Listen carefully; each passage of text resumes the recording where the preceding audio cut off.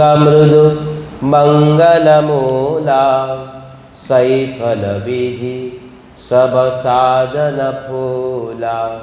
राम सिया राम राम सिया राम।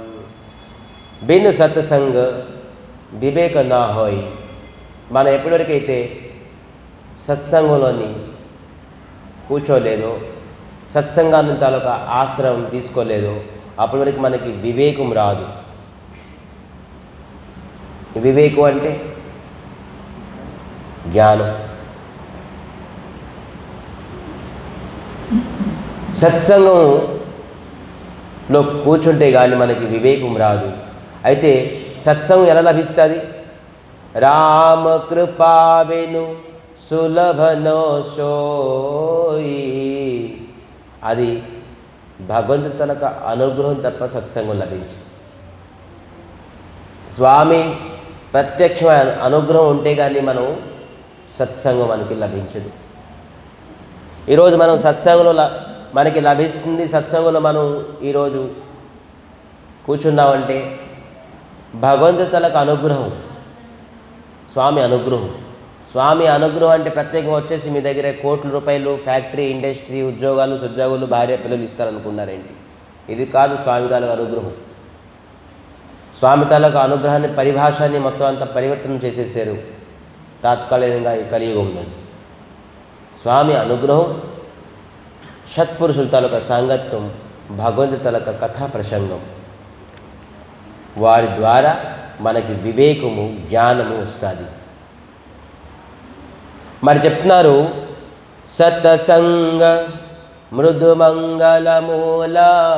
సత్సంగం మనందరి జీవితంలోని ఆనందానికి మూల కారణం, సుఖానికి, శాంతికి, ప్రశాంతికి మూల కారణం.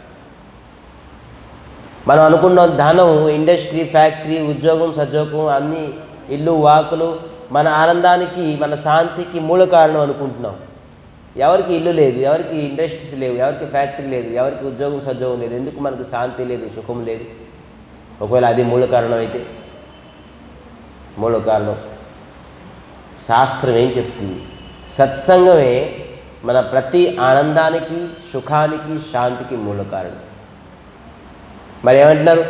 సోయి ఫల సిద్ధి సబ సాధన సబ ఫల.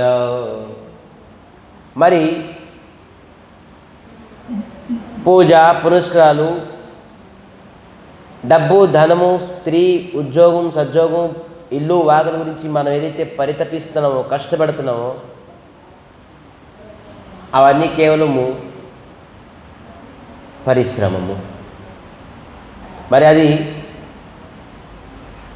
పూజ, ఆనందం గురించి పూజ చేస్తున్నావు, యజ్ఞాలు చేస్తున్నావు, తీర్థయాత్రలకు వెళ్తున్నావు. ఎక్కడ శాంతి దొరుకుతుంది? ఈరోజు మనం గుడికి వచ్చామంటే శాంతి దొరుకుతుందని వచ్చాం కదా. సుఖం దొరుకుతుంది, స్వామి అనుగ్రహం దొరుకుతుంది, ఉద్యోగం లేపడానికి ఉద్యోగం దొరుకుతుంది, భార్య లేపడానికి భార్య దొరుకుతుంది, పిల్లలు లేపడానికి పిల్లలు దొరుకుతుంది. ఏదో ఒక అభిలాషతోని మనం సుఖం దొరుకుతుంది అని ఒక అభిలాషతో వచ్చాం. కానీ పూజ, పునస్కారాలు, తీర్థయాత్రలు, హోమము, యజ్ఞము ఇవన్నీ ఏమంటారు? పుష్పంతో సమానం. ఒక చెట్టుకి పుష్పం సమానం, పుష్పతో సమానం. ఆ పుష్పము అంటే చూసారా, మామిడికాయకి ముందు పూలు అవుతాయి, దాని తర్వాత అది పండు అవుతుంది, కాయ అయి దానికి పండు అవుతుంది. ఈ సాధన గుడి గోపురాలకు వెళ్ళి, దాన దక్షిణాలకు వెళ్ళు, పూజా పునస్కారాలు, తీర్థయాత్రలు ఇవన్నీ నువ్వు కేవలం పువ్వుతో సమానం. ఆ పువ్వులించి ఫలం ఏంటి? సత్సంగం. మనం ఈరోజు పూజ, పునస్కారాలు, హోమము, దానము, దక్షిణ, ధర్మము అన్నీ చేసాము. దానికి ఫలస్వరూపము ఈరోజు మనం సత్సంగంలోని లభించింది. లేదు నాకు మామిడి పువ్వే కావాలండి, పండు అవసరం లేదంటే, నాకు పూజా పునస్కారాలు, తీర్థయాత్రలు, హోమము, యజ్ఞము, దాన ధర్మము చేస్తానండి, నాకు ఈ సత్సంగం వద్దు అంటే, ఇవన్నిటికీ పూజ, పునస్కారాలు, దాన దక్షిణ అవన్నీ తనొక ఫలస్వరూపం ఏంటి? దాని తనకు ఫ్రూట్ఫుల్ రిజల్ట్ ఏంటి? సత్సంగం. ఇది ఎవరు చెప్తున్నారు? వాల్మీకి, రామాయణం రచించిన వాల్మీకి. మరి రామచరితమానస్ అనే గ్రంథము తులసీదాస్ రచించారు, ఆవిడ చెప్తున్నారు. సో ఎంత గొప్పది. సో మన అందరం ఇక్కడ కూర్చున్న వ్యక్తులు అందరూ చాలా భాగ్యవంతులు. దేనికి భాగ్యవంతులు? రేపటి రోజు ఏంటి అనేది ఈరోజు, రేపటి రోజు తాలూకు విశేషత్వం. టుమారో ఏంటి విశేషత్వం? రేపటి ఒక అద్భుతమైన రోజు, మంచి తిథి. దానికి శాస్త్రముని ఈ విధానంగాను విచిత్రంగా వర్ణించున్నారు, అద్భుతంగా వర్ణించున్నారు. మన అందరూ భాగ్యవంతులు. ఆ కథ, రేపుడు తాలూక తిథి తాలూక మహత్వము, మహిమ, గ్లోరిఫికేషన్ ఈరోజు వినడానికి మనకి అవకాశం పొందాం. సో ఏంటి అది? రేపు ఏకాదశి, అతి పుణ్యమైన పవిత్రమైన దివసం. శ్రీహరికి ప్రసన్నం చేసే తిథి అనేది ఉన్నదంటే కేవలం అది ఏకాదశి. స్వామి అనుగ్రహం, మరి స్వామికి అతి ప్రీతికరమైన రోజు, ప్రీతికరమైన తిథి. మనం వివాహం చేసుకోవడానికి ఒక తిథి, లేదంటే పిల్లలు పుడితే ఏం తిథిలో పుడితే మంచిది అని లగ్నం అన్ని తీస్తున్నాం మనం మంచి అవ్వాలని. కానీ భగవంతుడికి ప్రీతి అయిన తిథి ఏంటి? ఏకాదశి. ఈ ఏకాదశికి ఒక పేరు ఉన్నది. ప్రతి 15 రోజులకి ఒక ఏకాదశి వస్తుంది. అయితే నెలకి ఎన్ని ఏకాదశులు వస్తాయి? 2 ఏకాదశి. సంవత్సరానికి 24 ఏకాదశి. 24 ఏకాదశికి ఒక్కొక్క పేరు ఉన్నది. ఒక్కొక్క ఏకాదశికి ఒక్కొక్క పేరు ఉన్నది, నామకరణం. మనకి 2 పిల్లలు ఉంటారు, 3 పిల్లలు ఉంటారు, ఒక్కొక్క పిల్లకి ఒక్కొక్క పేరు పెడతాంగా. అదే విధానంగాను ఏకాదశి 24 ఉన్నాయి కాబట్టి 24కి ఒక్కొక్క పేరు ఉన్నది. రేపుటి ఏకాదశి తాలూక పేరేంటి? పాపమోచన ఏకాదశి. దీని పేరే అద్భుతం, తెలుస్తుంది దీని తాలూకు ప్రతిభాశాలి ఏంటి. పాపమోచన ఏకాదశి. మనం అందరూ అనుకుంటున్నాం ఈ జన్మమే మనకి ప్రారంభమేమో అని. లేదు, మనం కొన్ని లక్షలు సారి జన్మించాం. ఇది ప్రారంభమైన జన్మము కాదు, కొన్ని లక్షల సారి జన్మించాం. దాంట్లోనే అనేక కర్మం చేసాం. ఆ కర్మం తాలూకా చిట్టా అంటే లిస్ట్, ఏం కర్మం చేసామని లిస్ట్ అనేది ఎవరి దగ్గర ఉన్నది? యమధర్మరాజ్ తాలూకా అసిస్టెంట్ ఎవరు? చిత్రగుప్తుడు. ఆ చిత్రగుప్తుడి దగ్గర మనం చేసిన పాపకర్మాలు తాలూకా లిస్ట్ అంతా ఉన్నది. ఆ లిస్ట్ మనం ఎలా చూడగలం? ఆ లిస్ట్ని మనం ఎలాగ దొంగలించాలి? ఆ లిస్ట్ని మనం ఎలాగా కొట్టిపారేసేయాలి? చిత్రగుప్తు నుంచి ఆ పాపం తాలూకా లిస్ట్ని మనం తీసుకోవాలి. ఎందుకంటే అతని దగ్గర ఉంటే ప్రమాదమే. ఎందుకు? అందరికీ తెలుసు. మనం చనిపోయిన తర్వాత ఆ లిస్ట్ అంతా చదువుతారు, బాబు ఇవన్నీ చేశాను, దీనికి తగ్గట్టుగా అంతిఫలం. అయితే రేపుటి రోజు ఈ పాపమోచన ఏకాదశి కేవలం ఒక వ్రతము కాదు, ఇది ఉపవాసం కాదు, ఇది ఒక తిథి కాదు.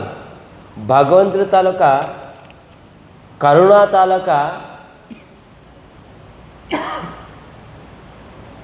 ప్రతీకం. భగవంతుడి తాలూకా కరుణా తాలూకా ప్రతీకం ఈ ఏకాదశి. ఎందుకు? పాపం నష్టం చేసిన సాధన ఈ జగత్తులోని చాలా అరుహు, కష్టం, ఏమీ లేదు. మనం అనుకున్నాం 1,00,000 తులసి అర్చన, కుంకుమ పూజ, రుద్రాభిషేకము, హోమాలు, యజ్ఞాలు చేస్తాము, దీనివల్ల నా పాపం నష్టమైపోతుందేమో అని అనుకుంటే వ్యక్తులకి అందరు భ్రమలో ఉన్నారు. మీరు ఎన్ని పూజలు చేయండి, ఎన్ని రుద్రాభిషేకం చేసుకోండి, ఎంత చేసుకోండి, దీన్ని చేయడం వల్ల మీకు పుణ్యం పెరుగుతుంది తప్ప పుణ్యం వస్తుంది. పుణ్యకు ఫలితం సుఖం అనుకోండి, ఐశ్వర్యం అనుకోండి, ఇంకేమైనా అనుకోండి. ఇవి చేయడం వల్ల మీరు చేసిన పాపం ఎప్పుడైతే నష్టం అవ్వదు. మీరు పూజ చేయడం వల్ల దానికి ఫలితం ఉన్నది, కానీ మీరు చేసే పాపము నష్టం అవ్వదు. కానీ భగవంతులకు ఇటువంటి కరుణా ఒక తిథి సృష్టించారు మన గురించి. ఈ తిథి ఎవరైతే పాలిస్తారో మన జీవితం జన్మం తలక పాపాన్ని నష్టం చేసే శక్తి ఈ ఏకాదశిలో ఉన్నది. ఎవరికి ఇది తెలియదు. చాలామందికి ఏకాదశి ఎంత పెద్ద పవర్ఫుల్. మనం కొన్ని కోట్ల జన్మం చేసిన తలొక పాపము ఎన్నో కోట్ల జన్మం విషయం విడిచిపెట్టేసింది. మనం ఈ జన్మలోనే అనేక పాపం చేసి ఉన్నాం. ఎవరైనా హృదయం పైన చేయి పెట్టేసి చెప్పండి నేను పాపం చేయలేదు అని. పాపం చేయపోయిన వ్యక్తి ఎవరు లేరు. మరి భగవంతుడి తాలూకా కరుణ కంటే పెద్ద పాపము ఏమి లేదు. మనం ఎంత పెద్ద పాపం ఏమి చేసేలేదు, భగవంతుడి కరుణ కంటే పెద్ద. మనం ఎంత పెద్ద పాపం చేసినా కూడాను భగవంతుడి కరుణ కంటే అది చిన్నే. కరుణ అంటే దయ. మనం ఘోరమైన పాపం, శాస్త్రం విరుద్ధమైన కర్మం చేసి మన వల్ల జరిగిపోయింది. మరి ఈ జన్మలో జరిగిందో ఏ జన్మలో జరిగిపోయిందో మనకు తెలియదు. మనం పశుపక్షులకు 84 లక్షలు జీవరాశిగా మనం పుట్టున్నాం. పశుపక్షులు ఎప్పుడైనా ఏమైనా పుణ్యం పని చేయగలరా? వాళ్ళ జీవితం అంతా పాప పనులే చేసి. మీరు ఎప్పుడైనా అనుకోకండి, చెప్తున్నారు శాస్త్రంలోని, బడే భాగో మనుష్య జన్మ పావా. అతి భాగ్యం వల్ల మనం అదృష్టం వల్ల మనిషి జన్మం పొందాం. ఇది సామాన్యంగా రాలేదు ఈ మనిషి జన్మం. యాజ్ లైక్ దట్ ఈ జన్మం మనకి రాలే.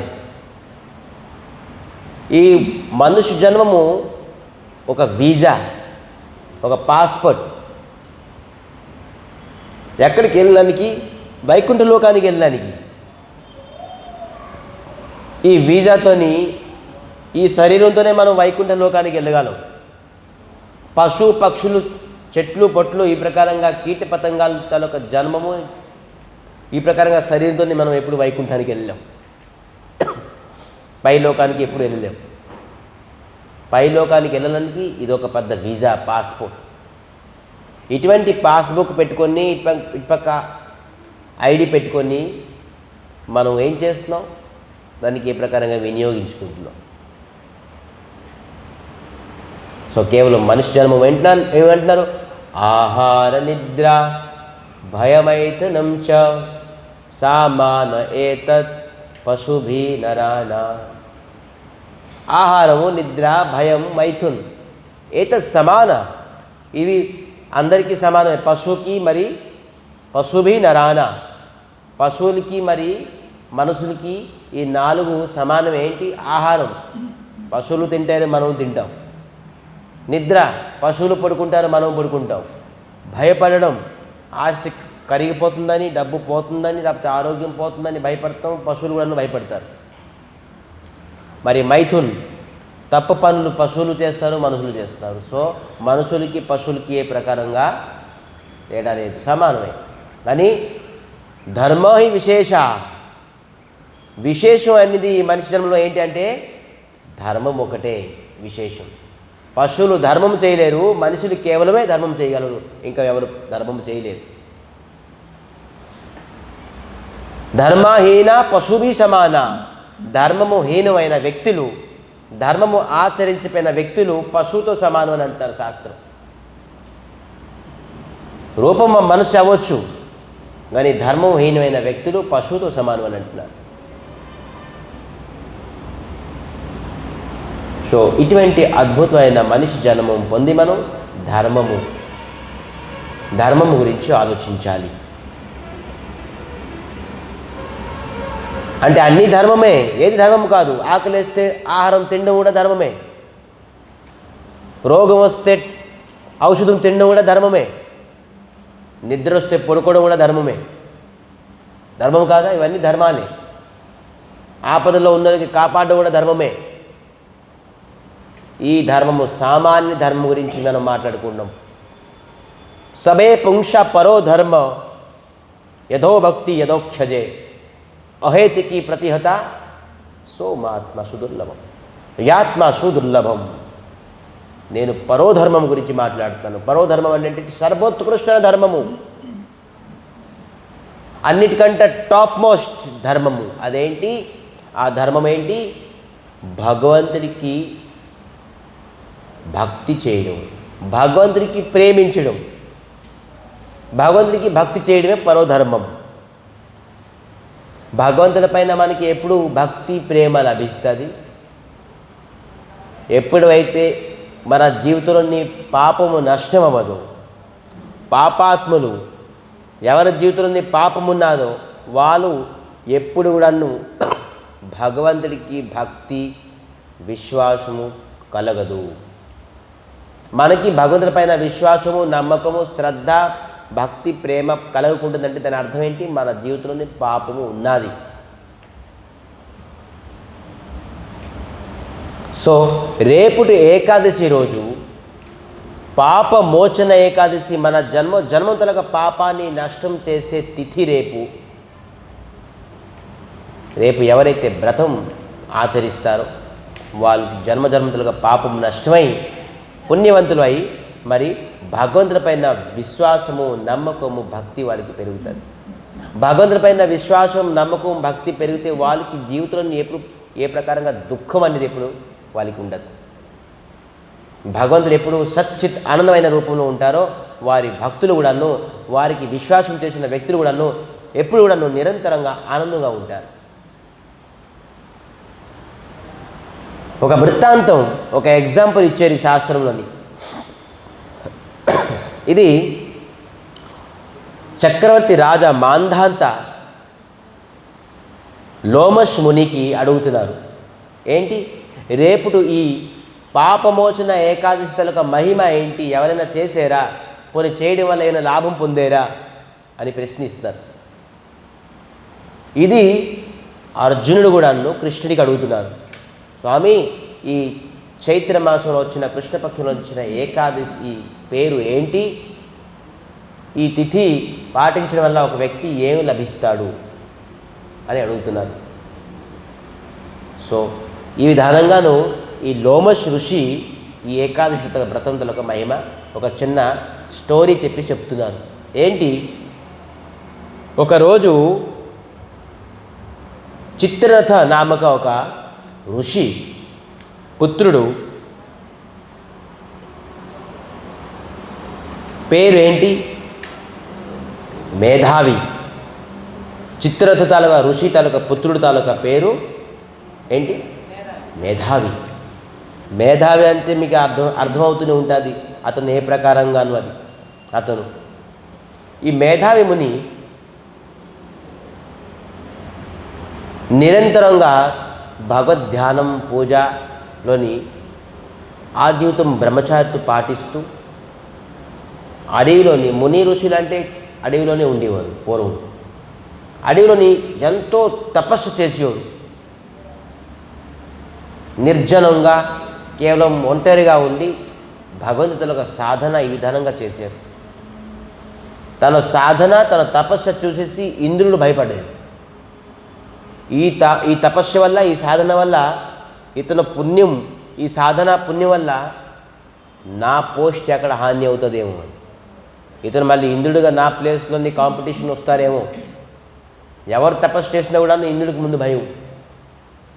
ఎందుకంటే ఇంద్రుడు తనొక పదవి అటువంటిది. ఇంద్రుడు అంటే ఎవరు? దేవరాజ్, దేవతల్లో రాజు.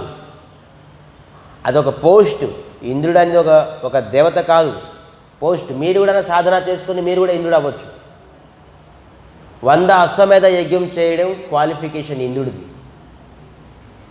బలి చక్రవర్తి బలి మహారాజ్ 100 యజ్ఞం చేయడానికి అశ్వమేధ యజ్ఞం చేశారు. 99 యజ్ఞంలోని బంద్ చేసేసారు. ఎందుకంటే 100 యజ్ఞం చేస్తే అతను బలి ఇంద్రుడు అయిపోతాడని చెప్పేసి. సో ఈ విధానంగా ఋషి మేధావి ఈ విధంగా తపస్సు ఆచరణ చేశారు. ఇంద్రుడికి భయపడ్డారు. అరే ఇతను నా పోస్ట్లోని కూర్చుంటారేమో, ఇంత తపస్సు చేస్తున్నారని చెప్పేసి ఈ తపస్సు భంగం చేయాలి. ఎలాగ భంగం చేయాలి? ఎవరైనా చూడండి సాధన చేశారో, భక్తి సాధన చేశారో అనేక ఆటంకాలు వస్తాయి. ఇంద్రుళ్ళు దేవతలు పంపిస్తారు. ఎవరు దేనికైనా జయించవచ్చు, కానీ కామనా వాసనని జయించాలి. అందుకే పంపిస్తారు. మనం తెలుసుకోవాలి, మనకి కామనా వాసన వస్తుందంటే ఎవరో మనకి పంపిస్తారు, మన సాధనకి అడ్డు పెడుతున్నారు అని. ఈ ఇంద్రుడు మంజుష అని ఒక అప్సరసని పంపించాడు. ఏ అప్సరస వెళ్ళు. వాళ్ళ దగ్గరతో ఇంద్రుడి దగ్గర బోల్డ్ లక్షల్లో ఉన్నారు అప్సరసలు. దాంట్లోని ఒక సుందరమైన అప్సరసని పంపించారు ఈ మేధావి ఋషి దగ్గరికి. కానీ మంజుష భయపడ్డారు. అరే బాబు, ఇతను ఇటువంటి తేజమైన ఋషి దగ్గరికి నేను వెళ్తే నాకు శాపం ఇచ్చారనుకోండి, నేనేం చేస్తాను? నాకు ధైర్యం సరిపోదు. ఏం చేయాలంటే 1 కిలోమీటర్ దూరంలో ఉన్నారు. 1 కిలోమీటర్ దూరంలో మంజుష ఒక కుటీరం కట్టుకొని ఉన్నారు. ఏం చేయాలి అంటే వీణాతోని సంగీతం పాడుతున్నారు కిలోమీటర్ దూరంలో. నిర్జనమైన స్థానం. ఈ మంజుష ఎంత అద్భుతంగా సుందరంగా ఉన్నారో తన కంఠం కూడా అంత సుందరం. ఎందుకంటే ఈ గంధర్వులు అప్సరసలు ఎప్పుడు అద్భుతంగా పాడతారు, నృత్యం చేస్తారు. గంధర్వులు అప్సరసలు తన క్వాలిఫికేషన్ అంటే వీళ్ళు అందంగా ఉంటారు, మరి అందంగా పాడతారు, అందంగా నృత్యం కూడా చేస్తారు, వాద్యాలు కూడాను వాయిస్తారు. ఈ ప్రకారంగా మంజుష అని అప్సరస ఏం చేశారంటే వీణ వాగిస్తున్నారు. ఈ వీణతోని నిశ్శబ్దంగా ఉన్న అడవిలోని ఈ ఋషి మేధావికి వినబడుతుంది. అరే ఈ అడవిలోని ఎంత అద్భుతమైన సంగీతం! ఇదంతా ధ్యానంలో ఉన్నారు, కానీ సంగీతం వినబడుతుంది. ఈ మంజుష తాలూకా మధురైన కంఠము వీణ ఇతనికి వినబడడంతో ఇతని ధ్యానం తలక కొద్దిగా ఏమైంది, డైవర్ట్ అయ్యింది. సరే, ఇలాగ డైవర్ట్ చేస్తారు సాధనకి, బ్రహ్మచర్యత్వానికి సాధనకి. సో మనం డైవర్ట్ అయిపోకూడదు. ఎవరైతే బ్రహ్మచారులు ఉన్నారో వాళ్ళందరికీ బాల బ్రహ్మచారి వస్తాయి బోల్డ్. మరి ఇటువంటి సంసారంలో వ్యక్తులు కూడాను ఉంటాయి, ఎవరికి లేదని కాదు. సో ఎవరైతే సాధన చేస్తున్నారో వాళ్ళు సావధానంగా ఉండాలి. సావధానం అంటే అలర్ట్గా ఉండాలి. ఎంత అయితే ఋషి తాలూకా మేధావి ఋషి తాలూకా ధ్యానం భంగం అవుతుందో తను మెల్లిమెల్లిగా దగ్గరికి వస్తున్నారు. 100 మీటర్స్ కిలోమీటర్ ఉండేది, ఇప్పుడు 100 మీటర్స్ అయిపోయింది, పక్కకు వచ్చేసారు. ఇంకా మధుడు. ఈ ప్రకారంగా తను ఆ సంగీతాన్ని రసమగ్నం అయిపోయారు. ఆ మంజుష అప్సరస చూసి కూడాను ఆ ఋషి మేధావి ఏ ప్రకారంగా కోపం రాలి. చూసారా, డీర్ అంటే ఏంటి? జింకకి పట్టుకోవడం మీ వల్ల అవ్వదు. జింకకి పట్టుకోవాలంటే మీరు పరిగెట్టినా కూడా తను ఎలాగ ఛలాంగ్ అంటే జంప్ చేస్తుందంటే అది మామూలుగా జంప్ చేయలేదు, దానికి పట్టుకోవడం అసాధ్యం. కానీ మ్యూజిక్ ఫ్లూటో రాపితే ఏదో ఒకటి ప్లే చేస్తే ఆ జింక ఎత్తుక్కొని ఆ మ్యూజిక్ దగ్గరికి వచ్చేస్తుంది. జింకకు పట్టుకోవడం ఈజీ ట్రెండ్. చూసారా, పంచదార ఉంటే చేవల్ని మనం పట్టుకోవడం అవసరం లేదు, చేవలు ఆటోమేటిక్గా వచ్చేస్తాయి.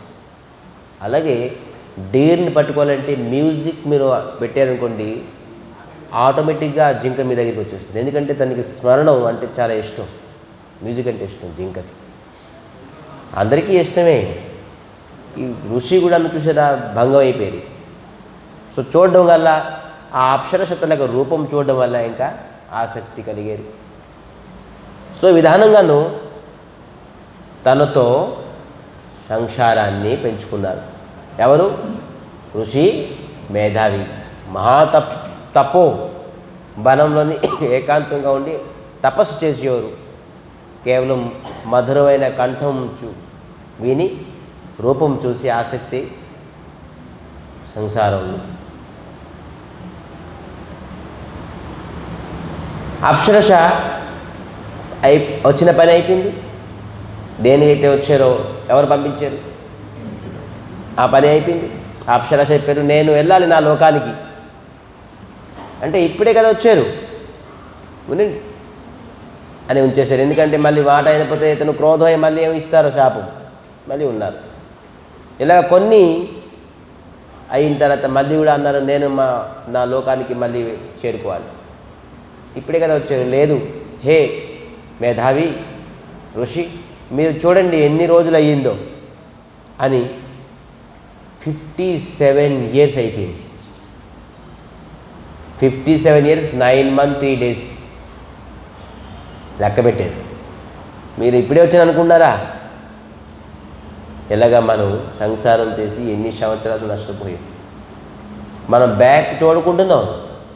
ఎన్ని సంవత్సరాలు ఈ సంసారంలో ఉండి మనకి ఎంత సంవత్సరం కూడా మనం మన బర్త్డే సెలబ్రేషన్ చేసుకుంటున్నాం. మన ఈరోజు బర్త్డే, ఏం బర్త్డే? సంవత్సరం అయిపోయింది, సంవత్సరం నష్టం అయిపోయింది. బర్త్డే హ్యాపీగా చేసుకున్నారు. మీరు సంవత్సరం మీ జీవితంలోని ఒక్క క్షణం, ఒక్క శ్వాస కూడా ఎక్కువగా తీసుకోలేదు. ఎన్ని శ్వాసలు, ఎన్ని రోజులు, ఎన్ని నెలలు మీరు ఈ ధరాధాములని, పృథివీలోని, ప్రపంచంలో ఉంటారో అన్ని రాసి ఉన్నది. మీరు ఎంత హెల్త్ కాన్షియస్ అవ్వండి, ఎంత ఆర్గానిక్ తినండి, మీరు ఏ ప్రకారంగా జిమ్ చేయండి, యోగా చేయండి, ఎన్ని విధాలుగా ప్రయత్నించడంలో మీ ఆయుష్ ఎంత ఉంటుందో అన్ని సంవత్సరాలు మీరు ఖచ్చితంగా ఉండాల్సిందే. దానికి ఒక్క సెకండ్ కూడా మీరు ఎక్కువగా ఈ ప్రాణాన్ని ఉంచలేరు. ఇది మొత్తం అంతాను డిసైడెడ్ అయిపోయి ఉండాలి, ప్రీ ప్లాన్డ్. మీరు ఎన్ని రోజులు, ఎన్ని నెలలు, ఎంతవరకు ఉండాలనేది.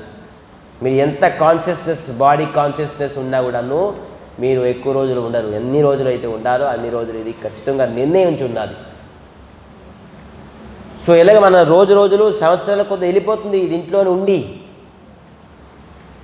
ఆ మేధావి మునికి తెలియలేదు 57 years 9 months 3 days అయిపోయింది. వేరే ఇన్ని రోజులు, ఇన్ని సంవత్సరాలు గడిచిపోయింది, నా సాధన అంతా నష్టం అయిపోయింది. నేను ఎటువంటి తపస్సు చేసేవాడిని భగవంతు ఉద్దేశంతో, ఇన్ని సంవత్సరాలు నాది నష్టం అయిపోయింది. హే, నువ్వు అప్సరస కాదు, నువ్వు పిశాచివి, నా జీవితంలో నేను పిశాచివి అని చెప్పేసి పిశాచి అయిపోయారని చెప్పి శాపం ఇచ్చేశారు. అప్పుడు భయపడ్డారు. మొత్తం ఆయన 57 years 9 months 3 days తర్వాత శాపం పొందారు. ఏంటి? పిశాచి అయిపోయారు.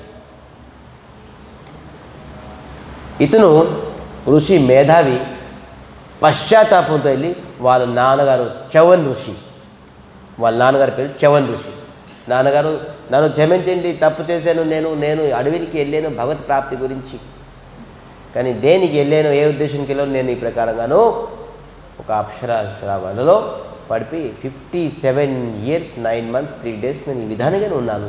నా మొత్తం సాధన, భజన, తపోబలం మొత్తం పోయింది అని చెప్పడంతో ఋషి చవన్ చెప్పారు, చైత్రమాసంలో వచ్చిన కృష్ణపక్షంలో ఏకాదశి పేరు పాపమోచన ఏకాదశి. ఎవరైతే ఈ పాపమోచన ఏకాదశి వ్రతము శ్రద్ధాపూర్వకంగా భక్తి శ్రద్ధాలతో చేస్తారో వాళ్ళ జీవితంలోని పాపమంతా నష్టమై భగవంతుడి పైన ఆసక్తి కలుగుతుంది, భగవంతుడి మార్గంలో మీరు ఉన్నతం అవుతారని చెప్పేసి చెప్పడంతో ఋషి మేధావి ఈ ఏకాదశి చేసే వారి ఈ పిశాచి కూడా వచ్చింది. స్వామి, నా గతి ఏంటి అవుతుంది, మీరు కూడా ఏకాదశి చేయండి. ఆ పిశాచి కూడా ఏకాదశి వ్రతం చేశారు, మేధావి కూడా ఏకాదశి చేశారు. మేధావి ఋషి మళ్ళీ పునర్తేజమంతుగా అయి ఈ ఏకాదశి వ్రతం చేయడం వల్ల మళ్ళీ అతను చేసిన పాపమంతా నష్టమై మళ్ళీ పునర్తేజవానుగా అయి మళ్ళీ తపస్సుని ఆచరణం చేశారు. చూడండి, ఈ పాపమోచన ఏకాదశి వల్ల ఎంత పాపం నష్టం అవుతుంది. ఋషిత్వం తపస్సు నష్టం అయిపోయింది. ఆ తపస్సుని మళ్ళీ తిరిగి తీసుకొచ్చే శక్తి ఈ పాపమోచన ఏకాదశి. మరి భగవంతుడిపైన ఆసక్తి, భక్తి, శ్రద్ధ కలుగుతుంది. ఎవరైతే ఈ రేపు పాపమోచని ఏకాదశి వ్రతము పాటిస్తారో, ఇటువంటి అద్భుతమైన పాపమోచన ఏకాదశి మనందరికీ ఇది భగవంతుని తలక కరుణ తలక ప్రతీకం. మనం సహజంగాను అనేక జన్మల నుంచి తప్పు చేసుకుని వచ్చున్నాం, పాపం చేసుకుని వచ్చున్నాం. ఈ పాపానికి వెలుగుడు ఏంటి? ఇటువంటి ఏకాదశి. అయితే ఇటువంటి పాపమోచన ఏకాదశి వ్రతం చేసి మళ్ళీ పాపానిపైన ఆసక్తి అవ్వకూడదు. ఋషి మేధావి తెలుసుకున్నారు, పశ్చాత్తాపం పొందాను, మళ్ళీ నేను పాపం చేయను స్వామి అని దృఢంగాను మళ్ళీ తపస్సు ఆరంభించాడు. తప్పు అయిందని చెప్పేసి తప్పు చేస్తూ ఇప్పటిక ఏకాదశిని చేస్తే ఏ ప్రకారంగా ఫలితం ఉండదు. పాపరహితమై ఇటువంటి పాపమోచన ఏకాదశిని మనం పాటించడం వల్ల మన జీవితంలోని అనేక జన్మంతుల పాపాన్ని నష్టం చేయి. మళ్ళీ మనం కృష్ణ భులి సహిజివో అనాది బహిర్ముఖో అతేవో మయాతారో దేహ సంసార దుఃఖో. మనం కృష్ణుడిని విడిచిపెట్టి కృష్ణుడిని మర్చిపోయి కృష్ణుడిని నుంచి మనం మర్చిపోయి అనేక జన్మము నష్టం చేసుకున్నాం.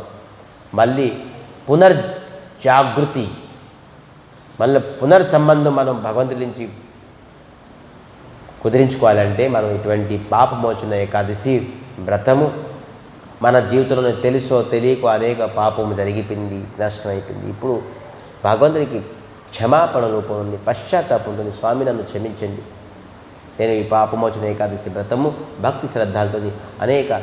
అయితే పాపమోచన ఏకాదశి వ్రతం కేవలం ఆహారాన్ని కంట్రోల్ చేస్తే, నవధాన్యాన్ని విడిచిపెడితే కాదు, చింతనం, హరి చింతనం ఉండాలి. హరి చింతనముతో ఉంటే కానీ మనం జీవితంలోని పాపము ఒక్క ఏకాదశి చాలు, మనం పర్వతం అంత పాపాన్ని కూడాను భస్మీభూతి చేసేస్తుంది ఒక్క ఏకాదశి. ఇటువంటి మనకి మహత్ అవకాశం ఇది, భగవంతుల కరుణ తప్ప ఇంకా ఏమీ కాదు. మనలాంటి పాపాత్ములకి మనం అనేక జన్మలకు పాపం చేసేసాం, తెలుసో. ఇటువంటి ఏకాదశి భగవంతులకు ఒక కరుణ ప్రతీకము. మనం ఇటువంటి ఏకాదశి వ్రతము భక్తి శ్రద్ధలతో పాటిస్తూ మన చింతనాన్ని భగవంతుడిపైన ఉంచి చేయడం వల్ల మనం అనేక జన్మలకు పాపం నష్టి భగవంతుడిపైన ఆసక్తి మరి భక్తి శ్రద్ధ కలుగుతుంది. సో ఇటువంటి ఏకాదశి మనం చేయాలి.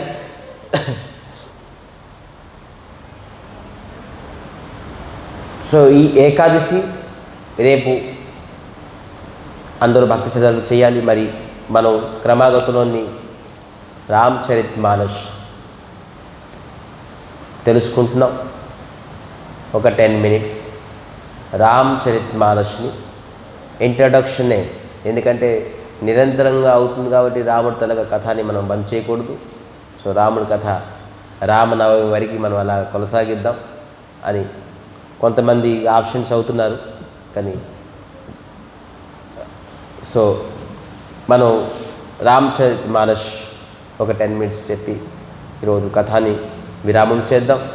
అద్భుతమైన మంచి నిన్న అందరూ వివాహంలో ఉన్నారు. అందరూ చక్కగా ఉమాశంకరుడు తలగ వివాహం అయ్యింది నిన్న. అద్భుతమైన ఏంటది యాత్ర, ఊరేగింపు అయ్యింది. మేము అందరూ ఊరేగింపులో ఉన్నాం. పిశాచిగా కాదు, భూత పిశాచులుగా ఉన్నారు కాదు, కానీ మేము కూడా ఊరేగులో ఉండి మనం ఉమాశంకరుడు తలక వివాహం దర్శించుకున్నాం. ఉమాశంకరుడు తలక వివాహాన్ని విని చాలా చక్కగా ఆనందపడ్డాం. సో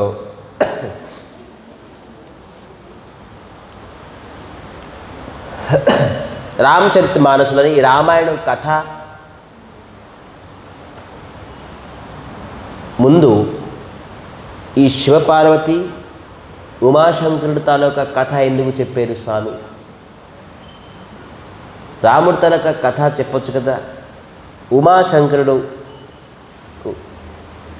పార్వతి మహాదేవుల తాలూకా కథ చెప్పారు దేనికి అని మన మనసులో ఒక ప్రశ్న ఉండొచ్చు. ఈరోజు డౌట్ క్లియర్ చేసి రేపు మనం బాలకాండానికి స్టార్ట్ చేద్దాం. మహాదేవులు విశ్వాసానికి ప్రతీకం. మరి ఉమా, భవానీ, పార్వతి ఎవరు? శ్రద్ధ తాలూకా ప్రతీకం.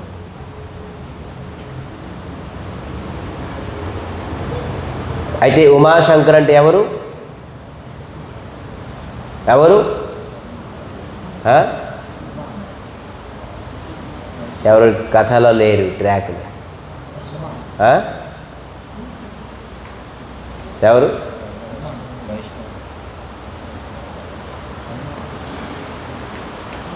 ఉమాశంకరుడు ఎవరు?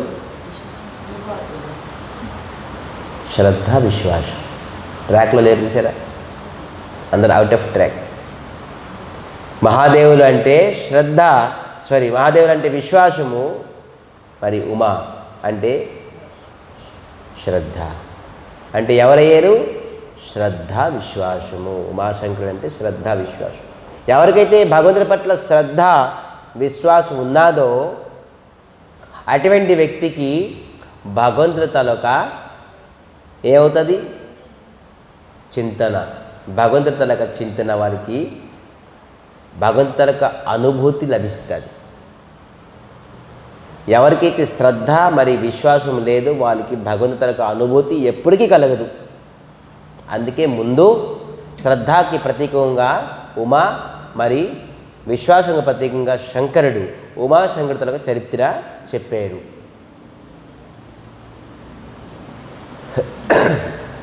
ఉమా మరి శంకరుడు నిన్న వివాహం అయి కలుసుకున్నారు.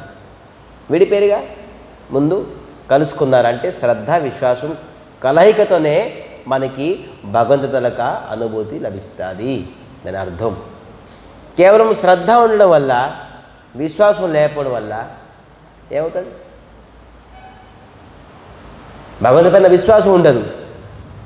భగవంతుడి కథ పైన, నామం పైన, జపం పైన, ధామం పైన, రూపం పైన, గుణం పైన, లీలా పైన మనకి శ్రద్ధ ఉంటుంది. కానీ విశ్వాసం లేదు. ప్రయోజనం ఏముంది? ఏం ప్రయోజనం లేదు. దానికి ఏ ప్రకారంగా మనకి అనుభూతి రాదు, ఎక్కడ విశ్వాసం లేదు. కేవలం విశ్వాసం ఉన్నది, శ్రద్ధ లేదు. భగవంతుడి పైన విశ్వాసం, చాలామందికి భగవంతుడి విశ్వాసం, ఎవరికి లేదు విశ్వాసం. ఎవరు చెప్పారయ్యా? మీరు గుళ్ళో ఉన్నారు, మీకే విశ్వాసం ఉన్నదా? మేము ఇంట్లో ఉన్నాం, మాకు కూడా భగవంతుడి విశ్వాసం. చాలామందికి విశ్వాసం, కానీ శ్రద్ధ లేదు వాళ్ళకి. సో విశ్వాసం వల్ల వాళ్ళకి వచ్చేది, కలిగేదేంటి? అభిమానం. నాకు భగవంతుడి పైన విశ్వాసం ఉన్నదనే అభిమానం తప్ప ఇంకేం ఉండదు. దానివల్ల వచ్చే అనుభూతి రాదు, భగవత్ అనుభూతి రాదు. ఎంతో మర్మం ఉన్నది దీంట్లో. కేవలం శ్రద్ధ ఉండడం వల్ల భగవత్ అనుభూతి రాదు, కేవలం విశ్వాసం ఉండడం వల్ల భగవత్ అనుభూతి రాదు. శ్రద్ధ, విశ్వాసం రెండు కలుస్తే కానీ భగవత్ అనుభూతి రాదు. అందుకే ఉమా మహేశ్వరుల వివాహం కథ ఇక్కడ చెప్పారు. అయితే వీళ్ళకి ఇద్దరు పుత్రులు అయ్యారుగా. ఎవరు? కార్తికేయ, గణేష్. వీళ్ళు ఎవరి ప్రతీకము? కార్తికేయుడు పురుషార్థకి ప్రతీకము. పురుషార్థం అంటే ఏంటి? పురుషార్థం అంటే పరిశ్రమ, పరిశ్రమకి ప్రతీకము. మరి గణేష్ వివేకానికి ప్రతీకము. వివేకం అంటే ఏంటి? దానికి ప్రతీకం. అంటే ఎవరయ్యారు? మొత్తం ఫ్యామిలీ అంతా ఏమయ్యారు? శ్రద్ధ, విశ్వాసము, పరిశ్రమ, మరి వివేకం.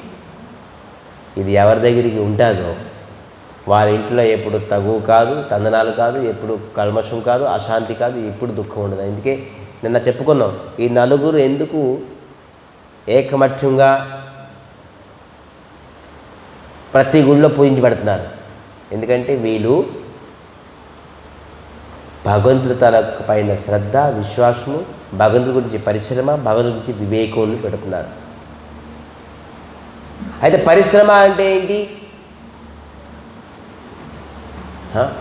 మంగళారతికి రావడం పెద్ద పరిశ్రమ. మంగళారతికి రావడం, 16 మాల జపం చేయడం, సాధన అనేది ఒక పరిశ్రమ కదా. పరిశ్రమ లేకుండా, భగవంతుడికి కృషి లేకుండా కృష్ణుని ఎలా పొందుతారు? సామాన్యుడు భౌతిక ప్రపంచంలో ధనము, ఐశ్వర్యము, కొన్ని వస్తువులు, ఫ్రిడ్జు, ఏసీ, కూలర్, బంగారం, కొబ్బరి చెట్లోని కొబ్బరికాయలు కావాలంటే ఎంత పరిశ్రమ చేయాల్సి వస్తుంది. తోటకి గొప్ప చేయాలి, తోటకి మందు వేయాలి, తోటకి క్లీన్ చేయాలి. పరిశ్రమ చేయకుండా తోట మనకి పండిస్తుందా? పూలు ఇస్తున్నాయా? ఉద్యోగంలోని పరిశ్రమ లేకుండా మనకి శాలరీ దొరుకుతుందా? దేంట్లో పరిశ్రమ లేకుండా మనకి ఏమైనా లాభం వస్తుందా? అలాగా కృష్ణుడితో సర్వోత్కృష్ట లాభం. ఏ పరిశ్రమ లేకుండా కృష్ణుని పొందేస్తారా మీరు? పొందగలవా మనం? ఖచ్చితంగా పరిశ్రమ చేయాలి. మన ఉద్యోగంకి 8 గంటల పరిశ్రమ చేస్తున్నాం. మరి కొంతమంది 10-12 గంటలు ఉద్యోగం, ఇటుపక్క బ్యాంకు, ఇటుపక్క అడవిలు, ఇటుపక్క తోటలు, ఇటుపక్క ఇంకేమున్నాయి ఏమంటారు, మోల్డ్ ప్రపంచం అంతా ఉన్నది. అవ్వకుండా ఉంది. 7:30 నుంచి 8:30కి టైమే సరిపోకుండా ఎవరికి. ఫోన్లు కూడా లిఫ్ట్ చేయడం అనేసి ఈ మధ్యన లేదు, అవదు సమయం. మరి ఇటువంటి పరిశ్రమ లేకుండా మనం ఎలాగ భగవంతుని పొందుతాం? ఇది సాధ్యమా భగవంతుని పొందలేదు? కేవలం మనం 3 కిలోమీటర్లు రావడానికి పరిశ్రమ అవుతుందని చెప్పేసి మనం భగవత్ కథకి, భగవతుడు ఇదికి రాకుండా ఒక్కొక్కరు టీచర్ పోస్ట్ అయ్యి ఉద్యోగం వెళ్ళడానికి 40 కిలోమీటర్లు వెళ్ళిపోతున్నారు. టీచర్ పోస్ట్ పొందారు, 40 కిలోమీటర్లు వెళ్ళిపోతున్నారు. ఇక్కడి నుంచి బస్సు, దానికి కారు, దానికి బస్సు, దానికి బోల్డు. కానీ 3 కిలోమీటర్ల పరిశ్రమ అవ్వదు గుడికి రావడానికి. ఎందుకంటే సమయం. దాంతోపాటు ఇంకా డాక్టర్ చేయడానికి ఇంకో అతను అసిస్టెంట్, అతనికి ఆవిడికి అసిస్టెంట్. ఇంకా ఇటువంటి పరిశ్రమ లేకుండాను మనం భగవత్ ప్రాప్తి అవ్వగలమా?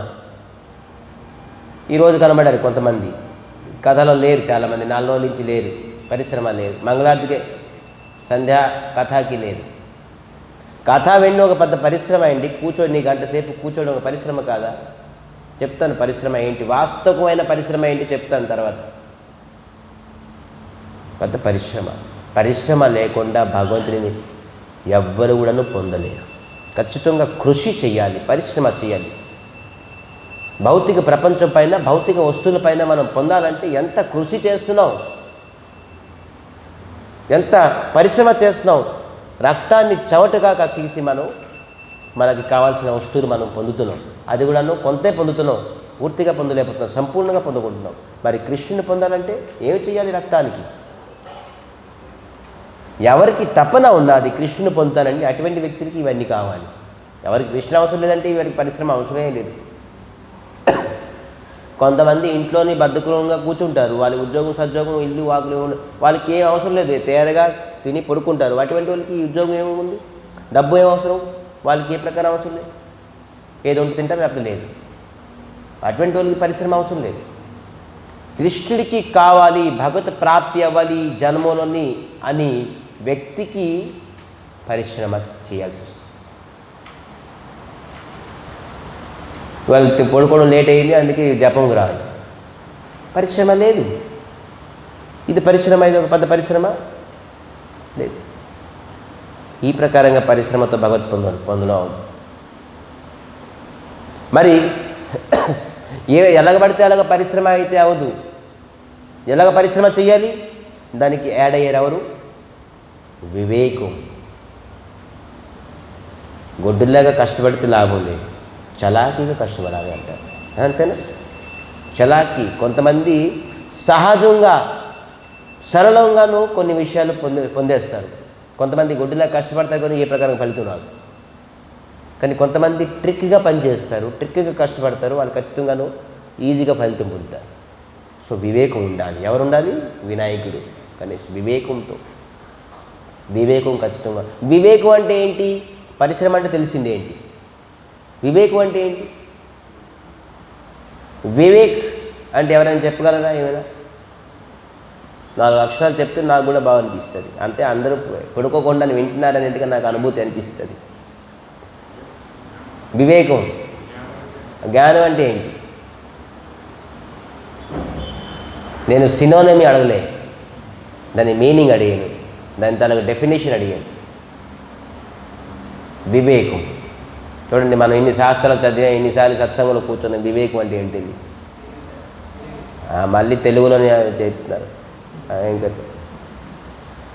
ఇంకా ఎవరైనా చూసారా? మనం వివేకాన్ని ఒక అర్థానికి, మీ పేరు వివేక్ ఉండేది, మీరేంటి అసలు చెప్పండి, మీ వివేకం అంటే ఏంటి? ఎవరు చెప్పగలరు అసలు? వివేక్ అని సింపుల్ వర్డ్, ఆ తాలూకు మీనింగ్ మనకు తెలియదు. ఎందుకంటే మనం సత్సంగంలో కూర్చోలేదు. చెప్పండి, వివేకం అంటే ఏంటి? చూసారా, మనం ఎంత జ్ఞానీలు, ఎంత వివేకం. మనం వివేకం, మనం ఐఏఎస్ ఐపీఎస్ ఎంత చదివినా కూడా వివేకం అంటే ఏంటి తెలియదు. ఎంత పెద్ద పోస్ట్ ఉన్నా కూడా వివేకం అనే సింపుల్ వార్తలకు మీనింగ్ మనకు తెలియదు. మనం ఎలాగ కృషి చేస్తామండి, ఎలా కృష్ణుని పొందుతామండి? వివేకం అనే శబ్దానికి అర్థం తెలియదు మనకి. అనుకున్నావా మనం ఈ జన్మని భగవంతుని ప్రాప్తి అవుతామని? వివేకం అంటే సత్యము అసత్యాన్ని తెలుసుకోవడమే వివేకం. సత్యం ఏంటి, అసత్యమైనది ఏంటి, సత్యాన్ని తెలుసుకొని దానికి ఆచరించాలి, అసత్యాన్ని తెలుసుకొని దానికి త్యాగం చేయాలి వివేకం. వివేకం అంటే బుద్ధి ఉంటే చాలు. ఈ బుద్ధి, తెలివి, చతురం కాదు. సత్యాన్ని అసత్యాన్ని తెలుసుకోవాలి. ఇది సత్యము, ఇది అసత్యము. సత్యాన్ని ఆచరించాలి, యాక్సెప్ట్ చేయాలి. మరి అసత్యాన్ని తెలుసుకొని త్యాగం చేయాలి. అటువంటి వ్యక్తికి వివేకం అంట. నేను చెప్పాను పరిశ్రమ అనేది. కేవలం నడుము బిగించేసి అణిచిపోయి శరీరంలో కష్టపడడం చెప్పుకున్నాను నేను. పరిశ్రమ అంటే ఏంటి? మానసిక పరిశ్రమ. ఈ మనసు ఈ విషయ వస్తువు పైన పరిగెడుతుందే ఎప్పుడు, ఈ ఇంద్రియాలన్నీ లాగుతున్నాయి విషయ వస్తువు పైన. దీనికి నేను ఎలాగా భగవంతుడి వైపు మళ్లించాలి, దానికి పెద్ద పరిశ్రమ చేయాలి. మనోభృతిని పరివర్తనం చేయడానికి పెద్ద పరిశ్రమ అండి. మన మనసుని పరివర్తనం చేయడం చాలా పెద్ద పరిశ్రమ. మీరు ఎక్కడి నుంచి ఒక లోడు ధాన్యం ఆ పక్క వేసేస్తారు, పరిశ్రమ. ఇది సాధ్యమే. కానీ మనసుని అంటే కంట్రోల్ చేయడం, దానికి సంయమం చేయడం మహాపరిశ్రమ. ఈ మానసిక స్థిరత లేదు కాబట్టి మనం జన్మంతో పుట్టి చనిపోయి పశుపక్షులుగా చెట్టు ఈ ప్రకారంగా ఉన్నాం. దీనికి మనం ఎప్పుడైతే పరిశ్రమ చేస్తామో, మానసిక చింతనకి మనం పరిశ్రమ చేస్తామో, అది అసలైన పరిశ్రమ. అది కేవలం వివేకంతోనే అవుతుంది. సత్యాన్ని గ్రహించి అసత్యాన్ని విడిచిపెట్టి మనం సత్యం పైన ఆసక్తి, మనసుకి మన సంయమములో తీసుకురాగలం. ఇదే పెద్ద పరిశ్రమ. మనం సంయమం లేదు కాబట్టి మనం ఇంత దుఃఖము, ఇంత కష్టం, ఇంత అశాంతి. సో దీనిపైన మనం పరిశ్రమ చేయాలి. కేవలం పరిశ్రమ అంటే ఒకటే లక్ష్యం. ఈ పరిశ్రమానికి ఒకటే లక్ష్యం ఏంటి? గోవింద చరణం, శ్రీకృష్ణ చరణం, భగవంతుడి తలక పాద పద్మాలే ఒక లక్ష్యం ఈ పరిశ్రమానికి. పంట చేస్తే పరిశ్రమ మనకు ధాన్యం రావాలి, రాకపోతే ఇంకేమైనా సద్యోగం చేస్తే పరిశ్రమ శాలరీ రావాలి, ఇంకా ఏమైనా చేస్తే ఇంకేమైనా దానికి ఒక లక్ష్యం ఉంటుంది. దానికి ఈ మనసుకి పరిశ్రమ చేయడం వల్ల ఏంటి లాభము, ఏంటి లక్ష్యం ఉండాలి? కృష్ణుని లక్ష్యం ఉండాలి. కృష్ణుని లక్ష్యముతో వివేకాన్ని వినియోగిస్తూ పరిశ్రమ చేస్తూ శ్రద్ధా విశ్వాసం ఎవరికైతే ఉంటుందో అతనికి కృష్ణ అనుభూతి లభిస్తుంది. ఇది శివపార్వతి, వినాయకుడు మరి కార్తికేయుడు.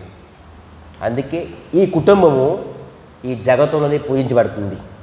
ఈ కుటుంబము మొత్తం అంతాను ఐడియల్గాను ఈ సంసారంలోని, ఈ జగత్తులోని ఉన్నది. శివపార్వతి కార్తికేయుడు, వినాయకుడు. వీళ్ళకి ఎలాగ రామాయణంలో చేశారు చూసారా.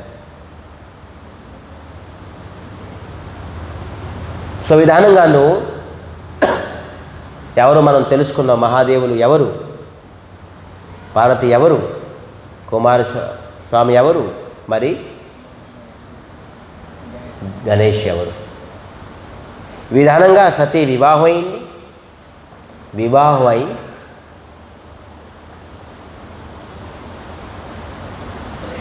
మహాదేవునికి పార్వతి ఒకటి అడిగేది.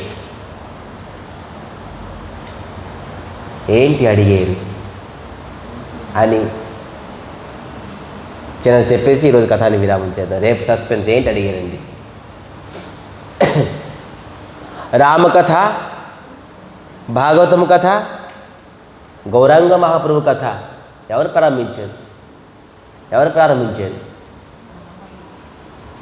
రాముడి కథ కూడాను పార్వతీదేవి ప్రశ్నతోని మహాదేవులు చెప్పారు. భాగవతం కథ కూడాను పార్వతీదేవి ప్రశ్నతోని మహాదేవులు చెప్పారు. మరి గౌరాంగ మహాప్రభుతుల కథ కూడాను మీ అందరూ వినుంటారు ఇంట్రొడక్షన్లో. పార్వతీదేవి ఏంటి ఈరోజు మీరు గౌరాంగ అనుకుని ఇటువంటి శబ్దాన్ని నేను ఎప్పుడు వినలేదు. కైలాసంని రామ రామ్ రామ్ అంటుంటారు, కృష్ణ కృష్ణ అంటుంటారు, గౌరాంగో అంటారేంటి ఈరోజు? ఇతను ఎవరు? ఈ శబ్దం ఏంటి? నాకు కూడా చెప్పండి అని చెప్పడంతో మొత్తం అంతాను గౌరాంగ మహాపురుతుల లీలల కథను, ఈ నవద్వీప్ కథను ఎవరు చెప్పారు? మహాదేవులు చెప్పారు. ఏ కథ? గౌరాంగ మహాప్రభు కథ, రామకథ, భాగవత కథ ప్రారంభించారు పార్వతీదేవి తలక ప్రశ్నతో, మహాదేవుని తలక ఆన్సర్తో. ఈరోజు అదే మనకు జరుగుతుంది ఈ రామాయణం. సో ఏం ప్రశ్నించారు పార్వతీదేవి? 9 ప్రశ్నలు ప్రశ్నించారట. ఏం చెప్పారు? 150 చెప్తున్నారు. జోమో పర ప్రసన్నో సుఖరాశి జానియ సత్యో మోహి నిజ దాసి తో ప్రభు హరహు మర అజ్ఞాన కహి రఘునాథ కథ విధి నానా राम सिया राम राम सिया राम जो मो परम प्रसन्न सुख राशि. हे महादेव, हे पतिदेव, వాస్తవంగా మీరు నా పైన ప్రసన్నం. ఏమంటారు? ప్రసన్న సుఖరాశి. నా పైన మీరు వాస్తవంగా ప్రసన్నం అయితే నాకు చెప్పండి. ఏం చెప్పండి? జానేయ సత్యో మోహి నిజ దాసి. నేను మీ తాలూకా దాసి అంటే సేవకురాలు. వాస్తవంగా నేను నా పైన మీరు ప్రసన్నమయ్యారు. నేను మీకు సేవకురాలు అయితే నేను ఒక ప్రశ్న ఇస్తాను, నాకు అది చెప్పండి. నా అజ్ఞానాన్ని దూరం చేయండి అంటున్నారు. తో ప్రభు హరహు మోర అజ్ఞాన కహి రఘునాథ కథ విధి నానా. రఘునాథ్ తలక కథ చెప్పి నా అజ్ఞానాన్ని దూరం చేయండి అని. అరే చూడండి ఏమంటున్నారు? రఘునాథ్ రాముడి తాలూకా కథ చెప్పి నా అజ్ఞానం దూరం చేయండి. వాస్తవంగా మీరు నా పైన ప్రసన్నమైతే, వాస్తవంగా నేను మీ తాలూకా సేవకులని నాకు అంగీకరించారంటే మీరు రఘునాథ్ తాలూకా కథ చెప్పి నా అజ్ఞానాన్ని దూరం చేయండి అని ప్రశ్నిస్తున్నారు. ఎందుకు ఇస్తున్నారు ప్రశ్న? ఎందుకు ఈ ప్రశ్నించారు? పార్వతీదేవి ఈ ప్రశ్న ఎందుకు చేశారు? Anybody else?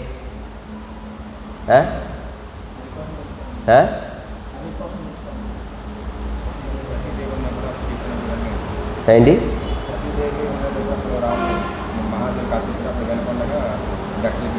చూడండి, నేను హరికథ పైన శ్రద్ధ లేకుండా, హరికథ పైన నేను అశ్రద్ధ కలిగించి నేను అవమానం చేశాను ఋషికి, అగస్త్య ఋషికి. అందుకే ఇప్పుడు మీకు అతి ఇష్టమైనది మరి నా అజ్ఞానం దూరం అవుతుంది. కేవలం ఆ రఘునాథ తల కథ నాకు ప్రసాదించండి. ఒకవేళ మీరు నా పైన ప్రసన్నమైతే, నేను వాస్తవంగా నేను మీకు సేవకురాలు అని మీరు అనుకుంటే, అంగీకరిస్తే నాకు మీరు రఘునాథుల కథ చెప్పి నా అజ్ఞానాన్ని దూరం చేయండి. ఫస్ట్ వివాహం చేసుకొని ఎవరైనా నెక్లెస్ అడుగుతారు, ఈ రింగ్ అడుగుతారు, లేకపోతే బంగారం అడుగుతారు, ఆస్తి రాసేసింది నా పేరు అంటారు, నా పైన అకౌంట్ ఓపెన్ చేయమంటారు. బోల్డ్ ఉన్నాయి. మీ శాలరీ ఎంత అడుగుతారు, మీకు ఏం ప్రాపర్టీస్ ఉన్నాయి అడుగుతారు భార్య వచ్చిన తర్వాత ఇంటికి. అంతేనా? ఎవరికి అనుభూతి ఉన్నదా? మీ ఆస్తులు ఏంటి, అంతస్తులు ఏంటి, ఇవి ఏంటి, అవి ఏంటి అడుగుతారు. కానీ పార్వతీదేవి మహాదేవుల దగ్గర వచ్చిన తర్వాత ఏం అడిగారు? మీ ఆస్తులు అంతస్తులు, నాకు నెక్లెస్ కావాలి, నాకు అకౌంట్ ఓపెన్ చేయండి, ఇవన్నీ ఏమి లేదు. ఏమడిగారు?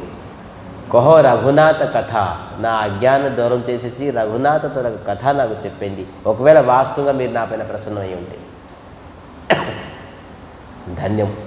తెలుసుకున్నారు. ఇంకా నేను తప్పు చేయకూడదు. నా అజ్ఞానం పోవాలంటే ఒకటి మెడిసిన్ ఏంటి? రఘునాథ కథ చెప్తున్నారు. కహి రఘునాథ కథ విధి నానా ప్రకారమైన కథ, నానా ప్రకారమైన రఘునాథ కథ నాకు చెప్పండి అని చెప్పారు. చెప్పడంతో ప్రశ్నిస్తున్నారు కూడా. నన్ను ఏం ప్రశ్నిస్తున్నారు? 9 ప్రశ్నలు ప్రశ్నించారు. ఈ 9 ప్రశ్నలు ఏంటి? ఈ 9 ప్రశ్నలతోని ఈ రామాయణం కథ ప్రారంభమైంది. అప్పటికైతే రామాయణం ప్రారంభమని పార్వతీదేవి భక్తి శ్రద్ధలతోని అజ్ఞానం పోనానికి రాముడు తలక కథ వినడానికి 9 ప్రశ్నించారు. ఆ 9 ప్రశ్న ఏంటి అనేది సస్పెన్స్. రేపు వచ్చిన వారికి ఈ 9 ప్రశ్నలు వినగలరు. ఈ 9 ప్రశ్నకి మొత్తం రామాయణం అంతా బాల్కాండ్, తర్వాత అయోధ్యకాండ్, మరి అరణ్యకాండ్, మరి కిష్కింధకాండ్, సుందరాకాండ్, లంకాకాండ్, ఉత్తరాఖండ్, ఇవన్నీ స్టార్ట్ అయ్యాయి. ఇన్ని 7 కాండ్లు స్టార్ట్ అయ్యాయి కేవలం 9 ప్రశ్నలతో. సో ఆ 9 ప్రశ్నలు ఏంటి అనేది మనం రేపు తెలుసుకుందాం. రేపు అద్భుతమైన ఏకాదశి. మరి రేపు మనం రామాయణానికి ప్రారంభిస్తున్నాం అని అమంగళాన్ని నష్టమైపోవాలి. మనం కంటిన్యూగా ఈ రామకథ ఉత్తరాఖండ్ వరకు నేను కొనసాగిద్దామని అనుకుంటాను జోర్దారుగా.